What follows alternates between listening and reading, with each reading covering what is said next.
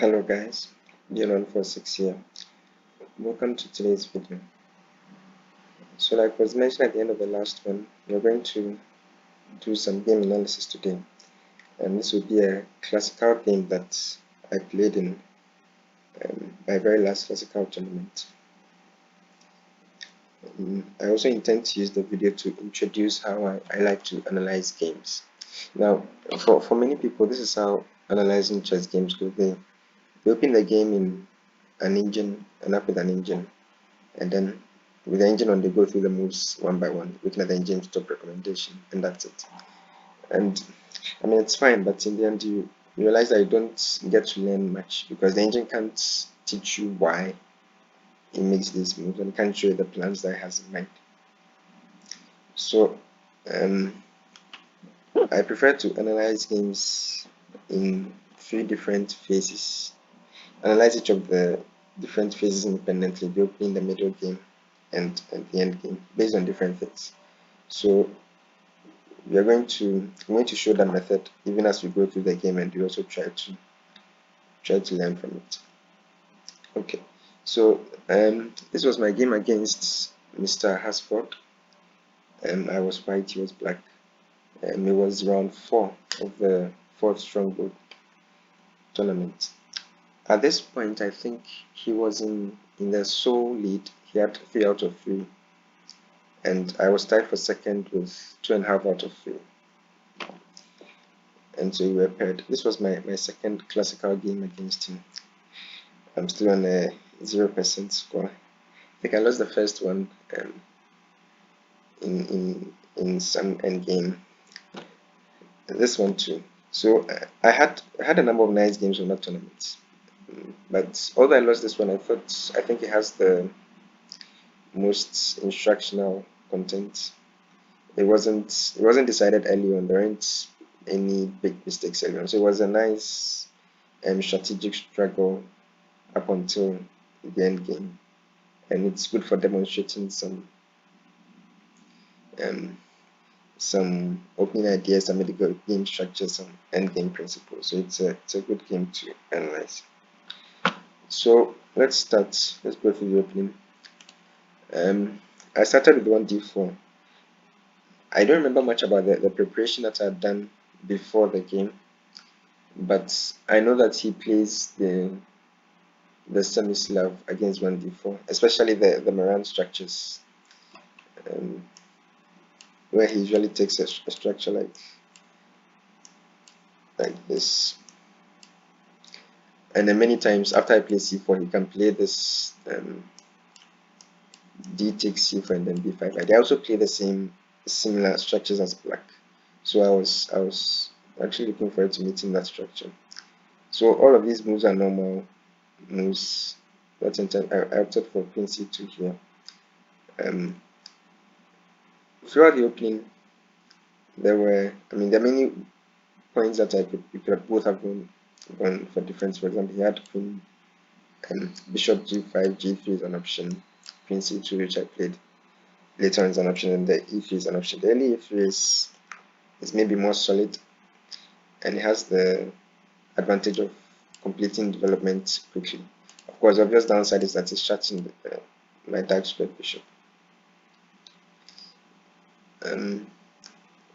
This is all normal stuff up until this point. Now, after I played queen c2, the commonest response is bishop d6, and after he castles, there are different ideas. You can play rook e8 and play for this e5 push.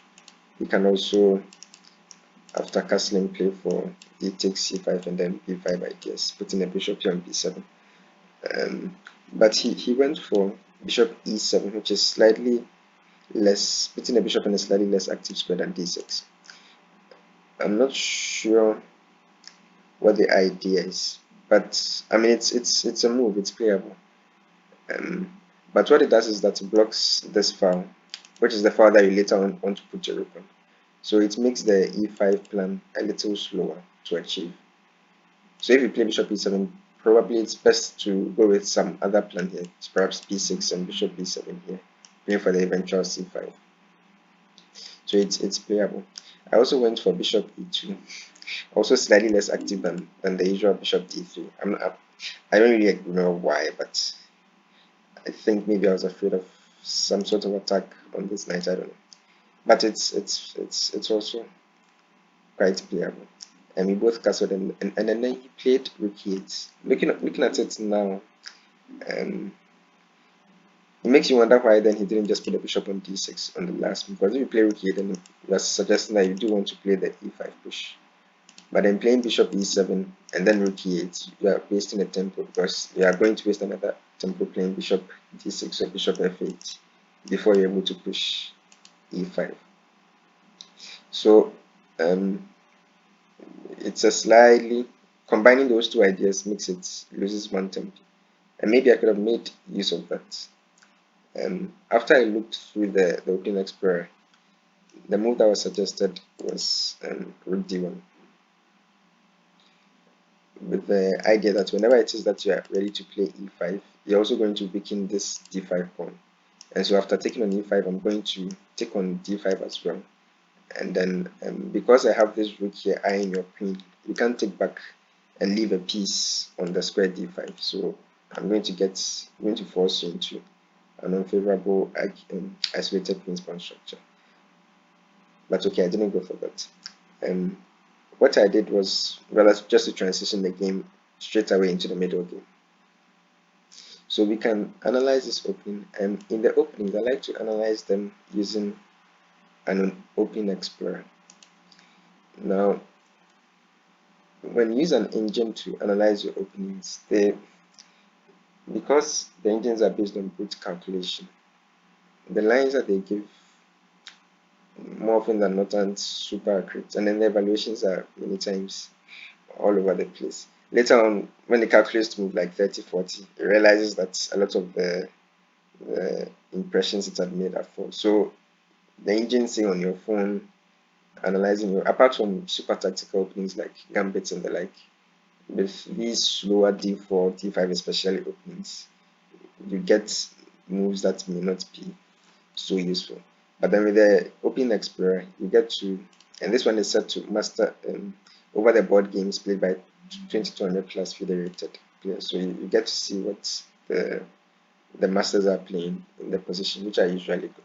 And in addition, you can go through the individual games that arise from each position, and then it gives you an idea of the plans that people play, that the masters play from those positions, and you can learn from.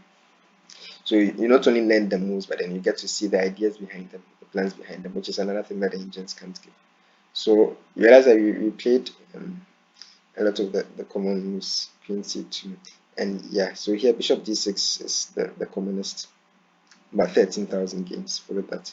And then the bishop e7 that he played is much less common, and you realize the results are much better for white in this bishop e7 line, 45% win as opposed to just a 28% in the mainline bishop d6. So after castles, yeah, like I mentioned, now because you've played this bishop e7, it doesn't make too much sense to combine it with the rook e8 line. So perhaps b6 would have been more accurate. But I'm playing rook e8 again. Yeah. So you realize the only 3 games that have reached this position, and all of them are won by white, suggesting that perhaps it's not such an accurate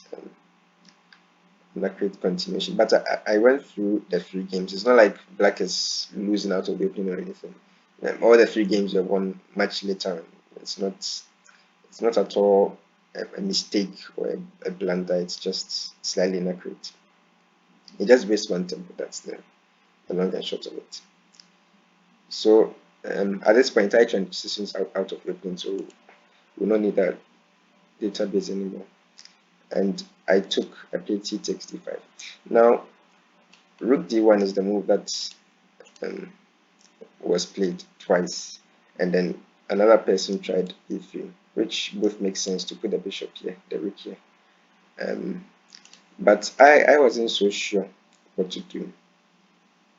The structure hadn't yet been decided. There's still this tension going on here, and there are many structures that are possible from this position. If he takes my pawn here, we enter a Karaslav structure, which is defined by the pawns on the squares that I've highlighted, and it has plans that's both for black and white that I know of. And if I take, depending on how he takes back, we enter different structures. And in each of those structures too, there are plans both for white and black that I'm aware of. So I didn't want to maintain a tension for much longer. I wanted to define the structure in the center so that I know how I'm going to develop my pieces after that. So I decided to take c takes. He played e takes d5. He didn't really have much choice here. There are certain lines in which he can take with the c pawn, but I don't think this was one of them. Here, if he takes with the c pawn, the structure that comes out of it is very symmetrical, like you can see. And the only imbalance in the position will have to do with this open c file. So the evaluation of that position typically depends on who can occupy this file the fastest. And here I already have a major piece on the c file. I am going to play bishop d2, bring another major piece onto it in 2 moves. Whereas he's very far away from occupying this file. He needs at least 3 moves to bring one major piece onto it. So it wouldn't have been a favorable continuation. After a move like knight b5, he's actually already facing some tactical issues. So e takes was probably the only move. And now the structure is defined, like I mentioned. So this structure is called the orthodox or the Carlsbad pawn structure. It's defined by white having this chain pointing towards the queen side, black having a similar chain pointing towards white's king side. Both sides have a half open file on the c and the e files. So the imbalances present have to do with the sides of the board that we have space on. So you may have heard of this little maxim that in the middle game you like to play towards the direction where your pawns are facing if you have a pawn chain. So like this, I have more spacing on the queen side, and so later on you realize that a lot of my play will be based on this queen side, whereas he has more space similarly on my king side. So he wants to develop towards my king and perhaps create a king side attack. So there are certain plans that are typical in this pawn structure. Later on, I intend to make videos on some of the various pawn structures and use that opportunity to go through the plans of both sides. We won't have time in this video to go through the little details with regards to the pawn structure. So later on, I hope to be able to consider those. But basically, for white, there are 2 main plans here: to go for f3 and e4 to challenge the center, and then attempt to get a stronger center if he takes. If he doesn't, I'm threatening to push, and then now I can rather attack him on the king side. And the second plan is to play on the queen side with the so-called minority attack, where although I have a pawn minority on the queen side, he has a 3-on-2 when you look at the pawns. What you can do many times is to create a weakness using your pawn minority. So you're going to play b4, b5, and then you're going to exchange on c6. And whenever it is that he takes back on c6, you realize he has although he still has the extra pawn, it's weak and it's backward. So it becomes an easy target for you to develop your pieces and attack. That's the simple idea behind the minority attack. And it's not so easy to meet. We'll look at some of the commonest responses and look at how he replied to it. So wanted to go for this minority attack with b4. But of course, his bishop is controlling that square. So I had a choice between a3, b4, and then the move that I played, rook b1, which is another way that you can start the minority attack. It has the extra benefit of already developing your rook. In some cases, in the cases where he allows you to take, the rook can be useful. It can be an open file, which makes your developing move at least useful. That didn't happen here, but it could have. He played bishop d6, and then, like I mentioned, he also wants to make use of the space that he has towards my king. So he's going to develop his pieces and then try and attack my king. using common developing moves like this. So I played b4, continuing my minority attack. Now, like I mentioned, there are various ways to make this, which we can't go through all of them in this video. But what he went for is one of the solidest. That's not a word, is it? One of the most solid ways of meeting the minority attack. He went for b6 and then playing the eventual c5.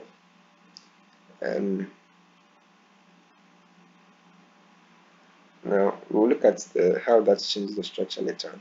So he had the option of playing a4 first if I continue with b5. But I decided not to go for it. I'm not sure exactly why, but I'm not sure that I changed much. So I continued with b5. He played c5, d takes, and here he had the option of taking back with the pawn or the knight. Depending on how he took back, it would determine the rest of the game. If you are taking back with the pawn, the structure in the center now changes. Now he has these so-called hanging pawns. That's the pawn structure when you have pawns on the D and C file, and then you have no pawns on the adjacent file to support. So the 2 pawns are sort of hanging. They don't have any pawns to support them. But they are not necessarily weaknesses. They are very dynamic, and there are ways to play with them. That we'll hopefully look at in some of our future videos.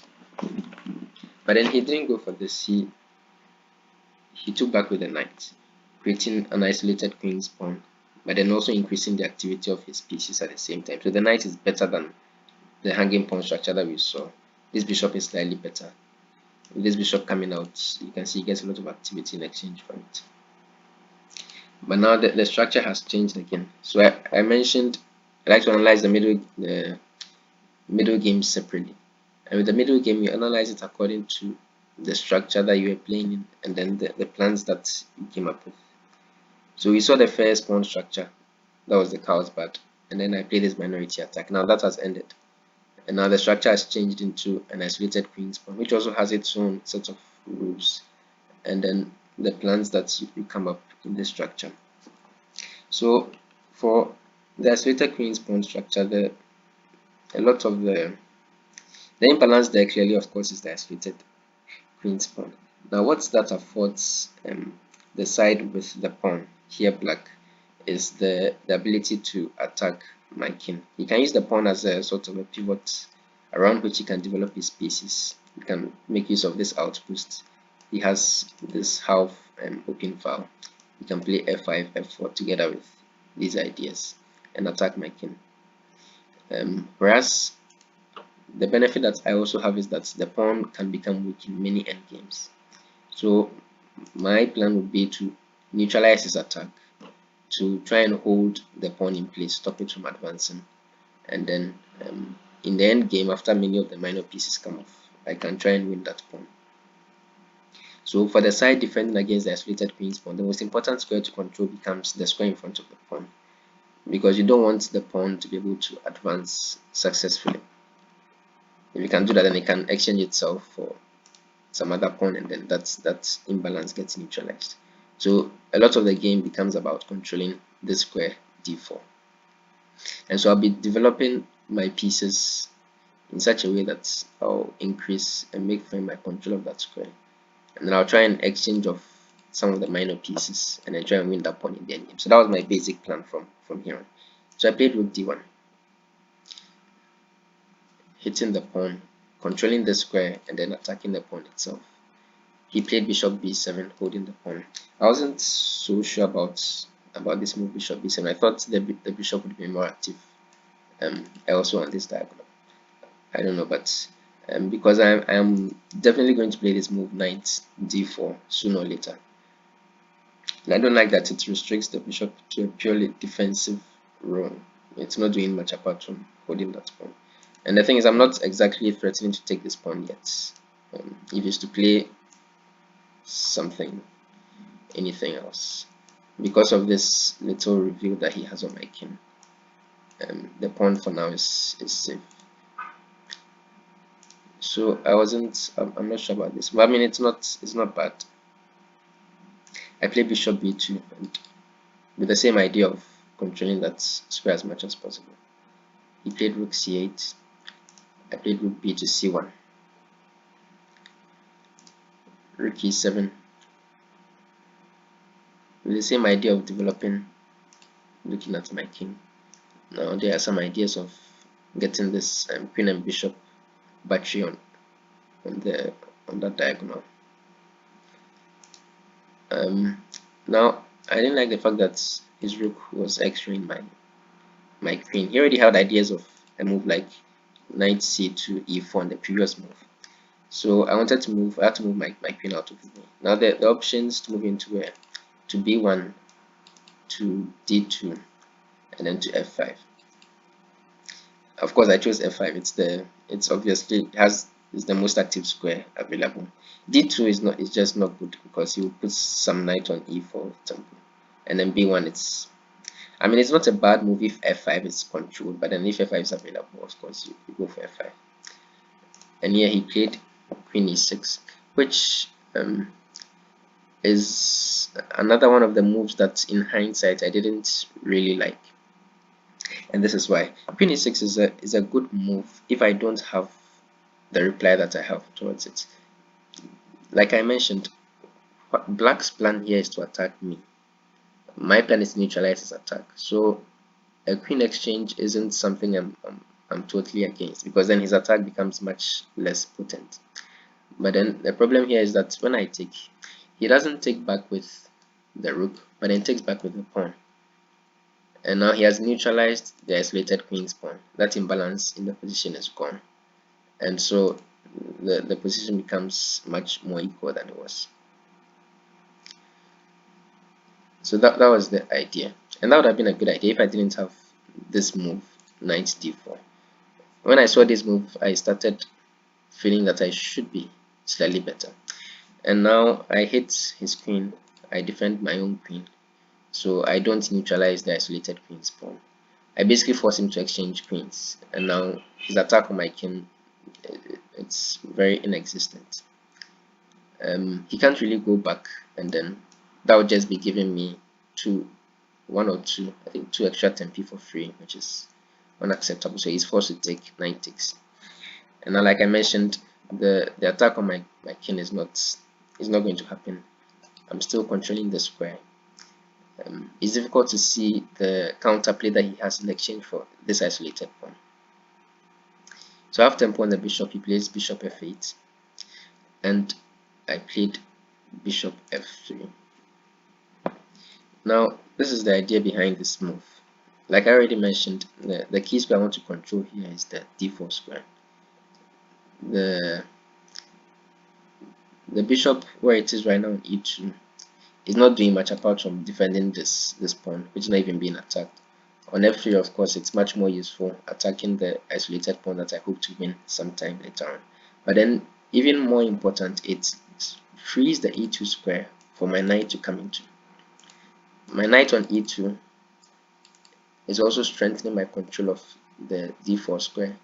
It frees up the bishop, who also controls d4 even more, and then the bishop starts eyeing his knight on f6, and then knight on e2 in the future can also pivot here to f4, and then also strengthen my attack on that isolated pawn. So I really wanted to get my knight to e2. So this move bishop f3 was not as much about attacking the pawn itself as it was about getting my knight here to e2. But I mean, okay, if he does let me win the pawn, I will also win. So he had to defend, and then I played knight e2. He played knight f e4, which is, I mentioned that the e4 outpost being one of the benefits that you get from having this IQP structure. With the point being that I never want to take back. Even if I had my knight here, I wouldn't want to take back because he takes back with the pawn, neutralizing the isolated queen's pawn. And then now he just has an advanced pawn in my position. So you get to use that outpost basically for free whenever you have that isolated queen's pawn. So here I played g3. I didn't like this move that he had, knight g5. g3 is not a move that I would like to play. It's a little slow playing g3 and then having to play something like bishop g2. But I didn't know because the knight is blocking the e2 square. So whenever it is that he plays, if he does play knight g5, I wasn't sure how I would meet it, where I would move my bishop. So I didn't want to move it off of this diagonal. So I wanted to play g3 to have the g2 square available in case he played that. He played g6, the knight came to d4, bishop g7. Now I've blockaded the pawn. It's not going anywhere. I'm going to try and win it in an endgame. So my next line of action, of course, is to try and eliminate some of the minor pieces. Yeah. With the minor pieces on the board, it's always going to be difficult to try and win the pawn. That's isolated pawn. So you try and eliminate some of them, and then if all four of them, for example, should disappear right now, then the pawn looks much weaker. For example, you could just double rooks on it and it may be falling. You have to play something like this, and then something like a pawn push with the pawn pinned to the rook wins it. So you basically want to exchange pieces. So I played bishop a3. That was not the only reason why I played bishop a3. There was also some tactical reasons. I wanted to play this move knight c6 at this point. It was a very strong looking move. It hit both his rook and this pawn. It cut off the bishop's defense of the isolated pawn, basically coercing him to exchange it off, which a piece exchange is something I want to happen. And then I get a passed pawn. That's, although it looks like it's not being defended, but if you think in terms of x-ray, I have a rook here, I have a bishop on that diagonal, so there's a lot of potential defense for it. So I wanted to play that move, but of course at the moment I would just drop my bishop. So combination of those two ideas caused me to play bishop a3. He played rook c8, but then of course moving the rook away from that pawn makes it a little weaker. So I played knight f4, hitting the pawn again, and now he played knight a4. Now he started going for more concrete lines. You can feel that slowly the pressure on him is increasing if he's just to sit back and defend like with a passive move like this. He has very little counterplay. I have something clearly to play against. So you never want to find yourself in that position where you are basically just waiting for me to do something. You always want to make active counterplay. So knight a4 may not be, objectively speaking, the best move, but then it gives him something to play against, which is he's just going to put one of his knights here on c3 and ask me what I'm going to do about it. And at least it gives him counterplay, it gives me opportunities to go wrong. And this is how you want to play. Whenever you're under some pressure, you want to find some active counterplay rather than just passive defense.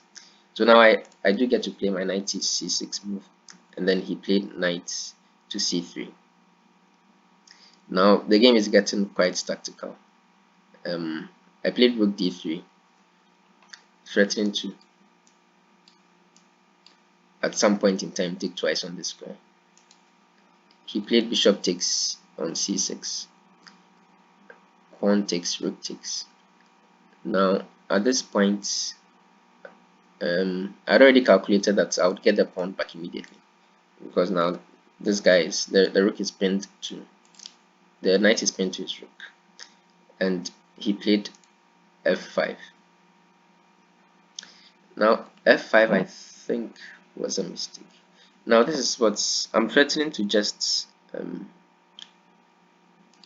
to capture here. He has 1, 2, 3 defenders, and I have 1, 2, 3 attackers of that piece. But significantly, there are a lot of pins in the position. Because of this x-ray, this knight is actually pinned, and this knight is also pinned. So effectively, this knight has only 2 defenders, and I have 3 on it.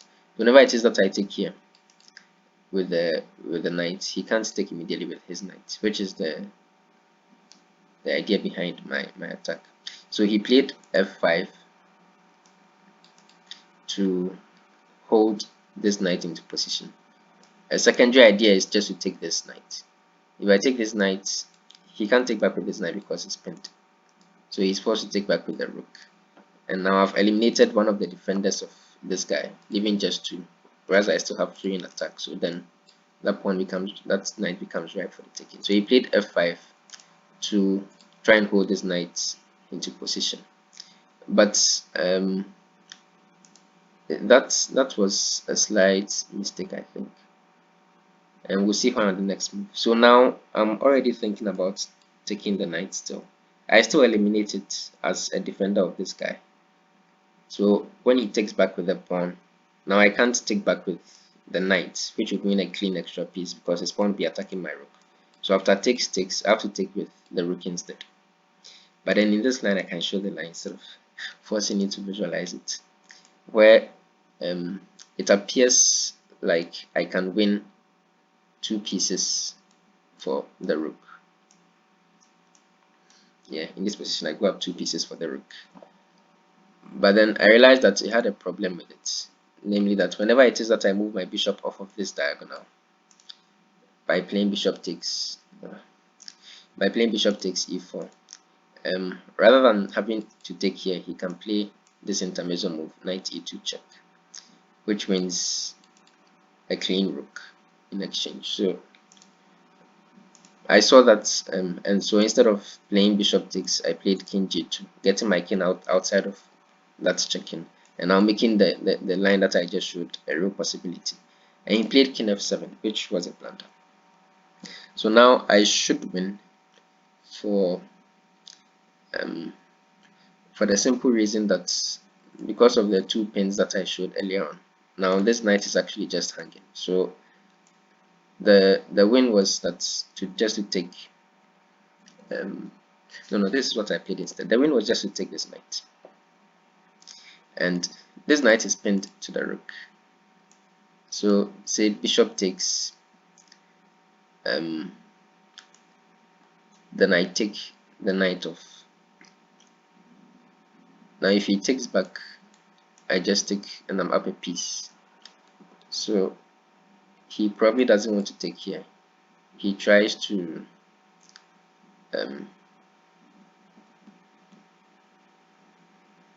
so I'm too confused now. So knight takes, he takes with the rook instead. And then the idea is that whenever I try to take here, he will try and take here with tempo before he takes back, so that he keeps the material.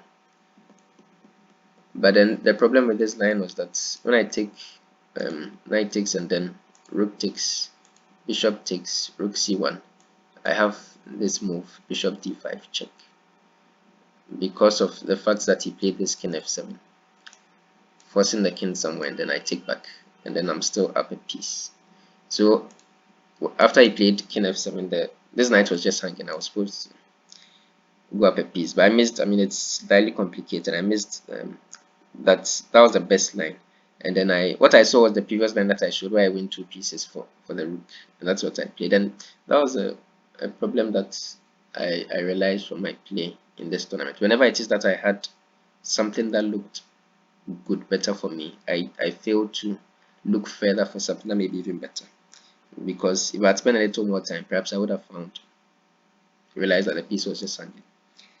But okay, I went for bishop takes e4, going up 2 pieces for the rook. And so we entered the end game. So we saw the opening using the opening explorer, we saw the middle game using the structures and the plants, and then in the end game, usually with the material present, you have some knowledge already. So here we have some imbalance. You have 2 pieces versus a rook, and in such end games, the activity of the pieces becomes a major factor. So you know rooks, they love open files, and so if you are the one playing with the 2 pieces like I am now versus the rook, you try as much as possible to limit the rook's activity by making sure he doesn't have such open files, and especially he doesn't have access into my camp, into one of these two ranks. So he plays rook c8, leaving the pawn. Now he understands very much, he's not just blundering the pawn, that he needs activity. He realizes that if he leaves his rook there just defensive, the rook doesn't have much activity. So he would much rather prefer to play like this, so that if I just take, he goes like so, and I can't defend the pawn, so he gets it back either ways. and then my bishop somewhere. And apart from the fact that he gets connected passes, he has a much more active rook now. So recognizing this, I played bishop b2 instead, rather than going after the pawn, keeping the the, the file closed, stopping him from invading my position. He played rook c4 because the pawn is still hanging. He had to hold it. So at this point, I have a slightly, I'm up material numerically. I mean, on the position, it's still very dynamic, but I'm still slightly better. And I'm sure the engine will give a score around plus 1 point something here. But I failed to appreciate the other key factor in this endgame. Apart from the fact that we're playing two pieces against the rook, the other imbalance present has to do with the pawn structure. He has a 2-on-1 on the queen side, and I have a 4-on-3 on the king side. In endgames, the queen side majority can often be of value, like it is here. What it means is that he can easily create a passed pawn over on the queen side. And because it's on the queen side, it means it's farther away from my king. So it's slightly more valuable than my king side majority. Because if I'm to create a king side passed pawn, his king is already there to stop that pawn. But then my king is very far away from the queen side to stop his potential passed pawn. But I didn't I didn't see this at all. And so I missed his next idea, which was to play for a6, b5, b4, and then try and create this passed pawn. And I played a move that was just a bad mistake. I played f3. I realized I wanted to get my king into the action, and realized that this pawn makes it slightly difficult. You don't want to bring your king all the way over here, and this doesn't look all that hot either. But with f3, you are threatening to just take the pawn. So I thought he would be forced to just take, and after I take back, I get a passed pawn and a more active king, and it looks like I may be better. And indeed, if he takes, then I am better. But then I missed his reply, which is b5. Momentarily, because I've exposed this rank, I can't take the pawn because he will play rook c2 check and then win my bishop. And so I allow him to create some very fast counterplay. He's just going to play b4 and then invade my position. And all of a sudden now the position is equal. Now my material advantage is counterbalanced by the passed pawn that he's going to create on the queen side. And so already I have to be careful not to just lose immediately. I played a3. He played a5, insisting that he's going to create this passed pawn. And now when I also had to face some pressure, I started playing inaccurately. My next move was bishop a1. It looks super ugly. I'm not sure exactly why or what I was afraid of that made me play it. I think I just wanted to threaten to take the pawn because now the bishop is not on that rank, so he doesn't have rook c2 check winning my bishop. But there's not much. I guess the idea is that I can't stop him from playing b4 any longer. And so after takes, knight moving perhaps here to take this pawn. I don't want him to have this check, which must have been why I played it. But it doesn't look all that good. There has to be something better, I'm sure. So he played at this point e takes f3. Now I'm threatening to take with my knight. He used to play b4 takes. I'll take the pawn with my knight and then maintain my solid pawn structure. So he chooses this time to take. And I mean, I must say he played very well once we entered the end game. You could tell he has lots of experience, and that's one of the theories that the old guys still have quite an advantage over the up and coming as young ones. They still have so much experience, able to play these end games out, play very correct moves with very little time. And then he played d4. So after takes knight e4, rook c2, hitting this pawn, threatening to just play b3, b2. Now I have to be very accurate in my defense, or else I'm just losing. I played knight f2 with the idea of putting a knight on d3 and stopping this pawn in this tracks here. I didn't see any other way of stopping the pawn. So knight f2, b3, knight d3, and then you stop the pawn over there. You can't go to b2. but then that hangs the pawn here. And unfortunately, this is as far as I was able to record the game to. So I don't remember much about what happened after, but I remember I dropped one of these two pieces. I had to sacrifice it, one of them eventually for the pawn. And he created another pass pawn on the h file with these moves, and so the other piece that was left also had to sacrifice itself for that pawn, and then he won. The resulting ending became quite easy to win. So he just smoothly outplayed me in this endgame. All in all,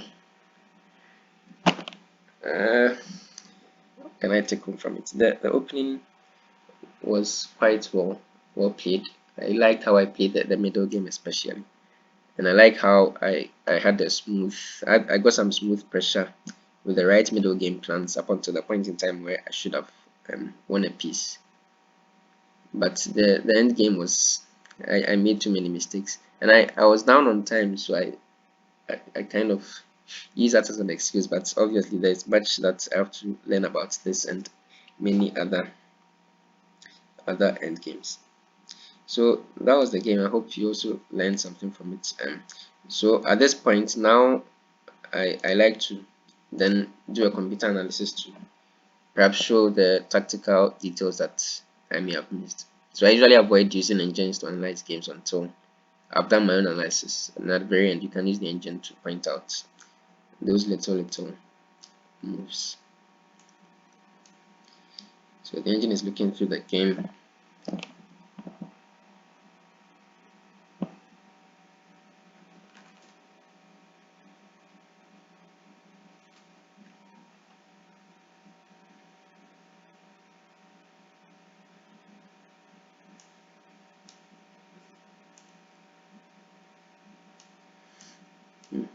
Yeah, so the end game was indeed drawn. Even at the very end, there was a way to draw from here. I'll have to look into that. Okay, so the game, it looks like it progressed as much as I thought. The opening was normal, fairly equal, and then slowly my advantage was increasing as white. Slowly until yeah, he made that blunder f5, which allowed me to win the piece after king g2, king f7. Yeah, so it's saying the king f7 that he played was a mistake, and the best move was for him to play king h8 here, so that my bishop doesn't have a check on this diagonal. And then he enters the two pieces for the rook situation.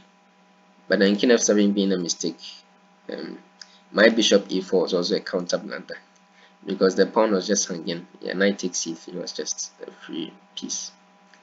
But even the pawn taking was fine. Yeah, plus 1.5 for me. And so I entered an end game where after bishop b2 and rook c4, I'm still slightly better, plus 1.4. But then, like I mentioned, f3 was another mistake, and immediately it drops down to 0. Now it's completely drawn. He has a lot of counterplay, and I made further mistakes in handling the endgame that allowed him to win. So like I mentioned, I was fairly happy with my play in the opening phase and the middle game, and there's no shame in losing to some of these strong players in an endgame. Slowly we'll get there. So that was the game. I hope you also benefited. For my next video, will try and continue with some of the content videos. I'm looking to do a series on pawn structures, go through some of the common structures, the plans for both sides, maybe with some example games, go through each of the major pawn structures and see the openings they can come from, and all of that good stuff. So maybe that will be the next video. So thank you very much for tuning in. Enjoy your chess. See you later.